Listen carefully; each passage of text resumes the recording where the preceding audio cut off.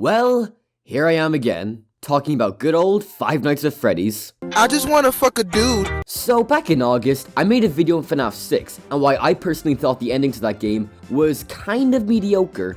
I was kind of expecting that the video would get some hate, since it's, the FNAF community, and I had an unpopular opinion. But surprisingly, it did very well, and a lot of people agreed with my opinion, which I was not expecting at all, but hey, I'm not complaining.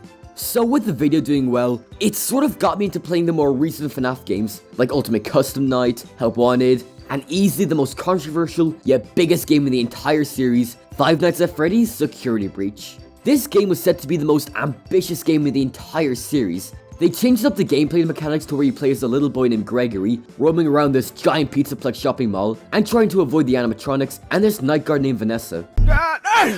This game had everything going for it. The trailers made it look like it was going to be the next coming of Christ, and they were teasing this new bunny character named Vanny, and in general the whole game looked amazing. So after many delays, the game finally released on December 16th, 2021, and it kind of sucked. People really hated this game. At launch, this game was a broken mess, with so many bugs, glitches, and awkward gameplay moments. But what really pissed people off was the fact that there was so much material that was teased for this game that never showed up in the final release. This resulted in a game that felt incomplete and very disappointing. I played over the game recently to see if it was really this bad. And yeah, it's not very good. It's pretty bad actually. What annoys me though is that there's clearly a fantastic game that's hidden beneath the final product. So much cut content and ideas that could have made this game amazing if the developers didn't rush the final game. And most of the cut content ties into the game's story and lore, or rather, lack of a story in the final game. I could tell that there was a clear story planned out for this game, a story that got fucked up and turned into a vague and confusing mess. And if you're a fan of Five Nights at Freddy's, you know that the story and lore is the biggest parts of the series, and it's what brings in the fans to each game. So the fact they messed up the story so much in this game that it not only ruins certain elements of the lore, but also makes it a confusing mess that doesn't even make sense half the time, is what really pisses me off. So in today's video, I want to discuss the various issues with the FNAF Security Breach story, how it ruins the lore of the series, and how it could have been so much better if Steelwool just had more time to flesh out their vision and not rush out the final product. So with all that out of the way, it's time to discuss how Security Breach ruined its story.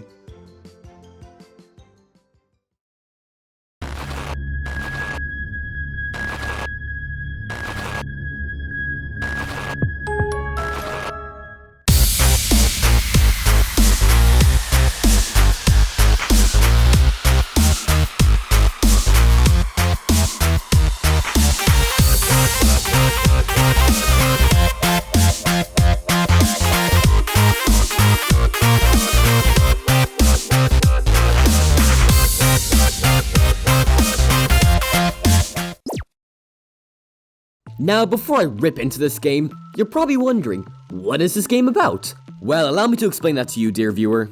In Five Nights at Freddy's Security Breach, you play as a little boy named Gregory who gets trapped in the Freddy Fazbear Mega Pizzaplex. Freddy Fazbear finds Gregory, and they both team up to try and survive one night. They survive one night at the Pizzaplex. They should have honestly named this game One Night at Freddy's, but I guess it doesn't really sound good, does it? While they get through the night, they also have to avoid the dangers of the new animatronics, like Roxanne Wolf, Glamrock Chica, and Montgomery Gator, or however you pronounce that. And also avoid the security guard of the Pizzaplex, Vanessa. She kinda bad though. Now I just want to say that this game had so much potential to be amazing. The first thing that caught my attention was the graphics. The entire look and design of this game looks fantastic. The textures, the lighting, the environment, and even some of the designs on the animatronics are really well done. They even finally mastered the challenge of creating human models, which is something Scott couldn't do, so good on them. The only issue is that the animatronics aren't really that scary. What made the original designs in the old game so iconic was that they're able to look kid-friendly while also having a creep factor to them. But even if the designs aren't that creepy, it is still scary when they run up and attack you, since you're playing from the perspective of a little boy. It sort of gives off this feeling of being helpless and constantly trying to avoid danger, which I think the developers did greatly. But everything else with this game, however, is not good. In fact, everything else is terrible. First of all, let's talk about the characters in the game. I want to say the characters are interesting in a vague and mysterious way like the previous characters, but instead they're all kind of bland and just not really interesting. Firstly, we have the main character, Gregory. What got me intrigued with his character is that he's a speaking protagonist, so maybe we can learn some stuff about him and get a good idea of his personality. Well, no. He does talk a lot in the game, but all he does is ask Freddy questions, which Freddy barely answers by the way, or just acts like an annoying little shit. We don't even know why he's stuck in the building. He claims he was left there overnight, and that's it. All we learn about him is that apparently he doesn't have a record according to Vanessa, and in one of the endings, it's implied that he might be homeless, but that's all we really get. Sure, we barely knew much about Michael Afton either, but the information we were given about Michael showed him to be a very deep and complex character who suffered through mistakes he made in his past, and his father being a child murderer and stuff. Plus, Michael was mostly silent, so the times he did speak or was vaguely mentioned in the story made his character much more interesting, at least from my perspective. Gregory, on the other hand, is not interesting, and we know next to nothing about him, so I don't see why we should care about him. On a small side note, his design looks very similar to the crying child in FNAF 4, yet he isn't the crying child. I know for a fact that the folks at Steelwool did this on purpose, just to mess with the fans, and have MatPat go insane over this kid's design. But what about the main antagonist, Vanessa? They teased her to be the next big threat to the series, and also hinted that she may or may not be Vanny, this freaky rabbit creature that was teased in some of the trailers. So what did they do with her character? She appears in a few cutscenes, barely poses a threat, and that's it. That's it? It really annoys me how they did nothing with her character. They're hyping up Vanny to be the next big antagonist in this game, but whatever they had planned for her must have been scrapped. What really sucks though, is that what we see of Vanny is pretty scary. The way she sort of hops around the place gives off a really unnerving vibe. Plus, the idea of Vanessa and Vanny being the same person, and also showing that Vanessa could possibly be brainwashed into being a killer, is such a good concept. But they don't do anything with this idea. Instead of making her the new villain, they decided to bring back an old character. And don't worry, I'll get into that part of the game very soon. But I wish they did more with Vanny's character, and made her a genuine threat to the protagonist, since what we do see of her in the game was pretty good, but we rarely see that. Although, like I said, what they had planned for her was probably cut from the game, so she just ends up being a bland and sort of forgettable character that doesn't really pose that much for threats. I'd say the only character that I kind of liked in the game was Glamrock Freddy. I found him to be kind of likable with how he helps out Gregory and tries to protect him. Plus, I love his voice a lot for some reason. He just sounds like he's stoned off his mind 24/7. That's actually kind of funny, stoned off his mind. I actually got a funny idea. Hold on.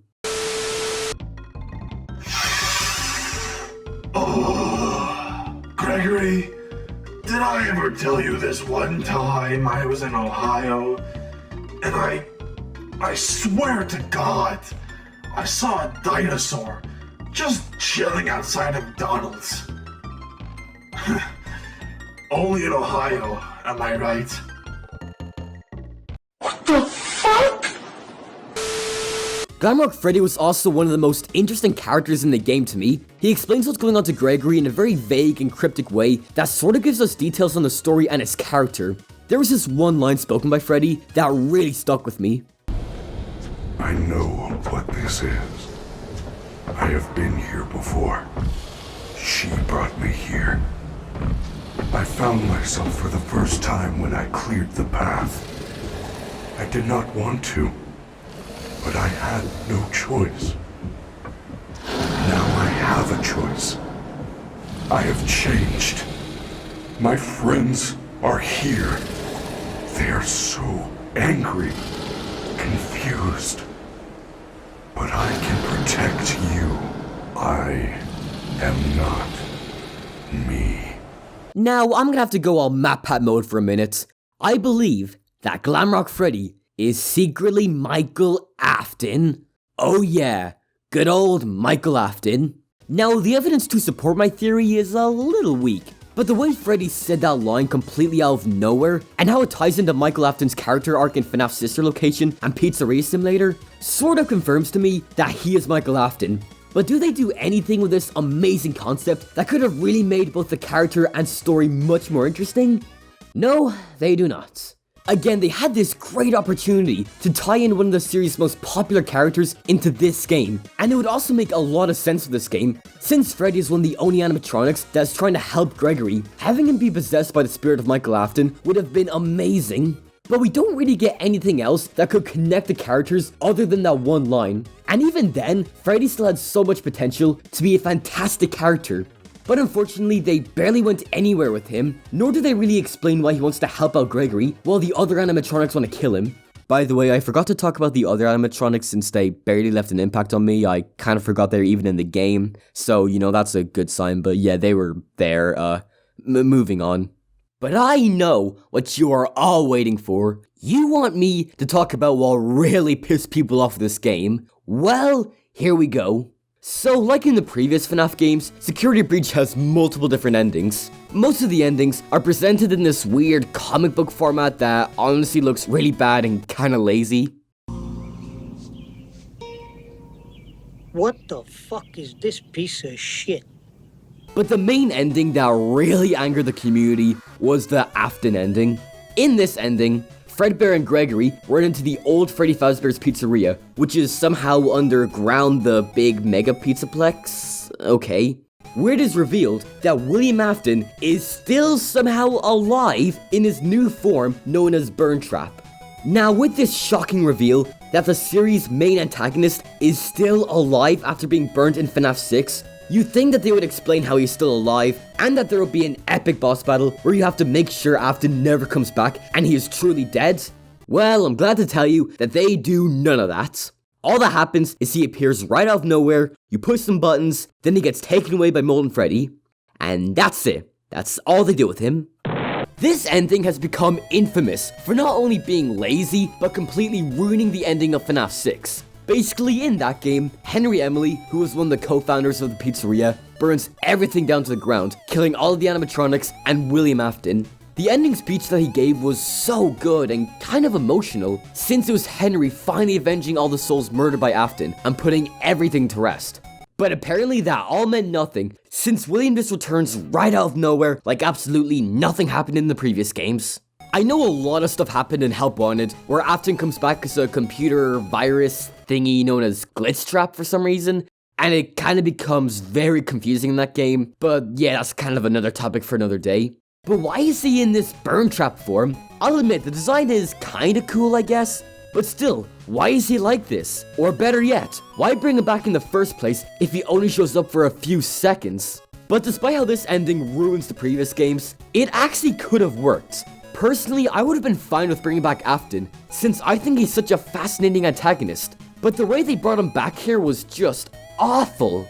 Like, if you're gonna bring him back, maybe do something different with the character this time. Like, maybe have him be this unknown force that is constantly haunting the player. Or maybe they could have shown him in his human form. Or if they had to bring him back as Burn Trap, at least do something interesting with his character. Don't have him show up for like a few seconds on screen, then just suddenly get taken away. They could have done so much with this concept. Like, imagine how amazing it would have been if Glamrock Freddy and William Afton had a full-on fist fight while the building is burning down to the ground. Or hell, something that's just interesting and unique. I saw this video a while back that was made by Golden Diamond, where it is essentially an alternate boss fight between William Afton and Gregory, and honestly, it is 10 times better than the final boss fight we got in the game. Like, look at how intense this is, look at how threatening and scary Burn Trap is. Why didn't we get anything like this? Even the pacing with the final boss fight is so weird. First we'll get introduced to Burn Trap, then we push some buttons and avoid these tentacle thingies? Okay. Then after a few minutes of gameplay, the building is already burning down, William Afton out of nowhere gets taken away by Molten Freddy, and we suddenly cut to Gregory and Freddy running out of the building. Like, there's clearly meant to be a lot more included in this final boss, but it seems to have all been cut out for some reason, and it results in an ending that has no build-up, no tension, and no good payoff. It honestly annoys me so much seeing all the missed potential this game had when it comes to its story. Steel Wool and Scott Cawthon clearly had an ambitious plan with this game, and as the development went on, they might have realized that they had bit off more than they could chew. So they had to make some major cuts to release the game on time and in a somewhat playable condition. I say somewhat playable since the game is pretty buggy and broken, to be honest. But it's just a shame, really. I really love the FNAF series, and I saw so much potential in this game that could have expanded the lore, while also introduced new characters to the series, and even new gameplay mechanics. But the way this game came out, it just turned into a massive disappointment. The game isn't awful or unplayable by any means. I can definitely see why casual gamers would enjoy this game, or hell, even fans of the series. But in my opinion, this game had the chance to be amazing, but in the end, it just turned out to be a broken mess of a game that not only ruins the story established with the series, but just ended up being a massive disappointment. But I do have faith that any future games in the series could fix the issues with this game. Steelwool has proven to be a fantastic studio filled with amazing designers and programmers. And like I said, the issues in this game were probably caused due to developers being way too ambitious with what they were attempting to create. So I hope that they have learned from this game, and maybe with the next entry, they can improve on their mistakes and make something that doesn't come out as a broken mess. But I think that's enough ranting for today. Thank you all so much for watching, and I'll see you guys in the next one. Goodbye.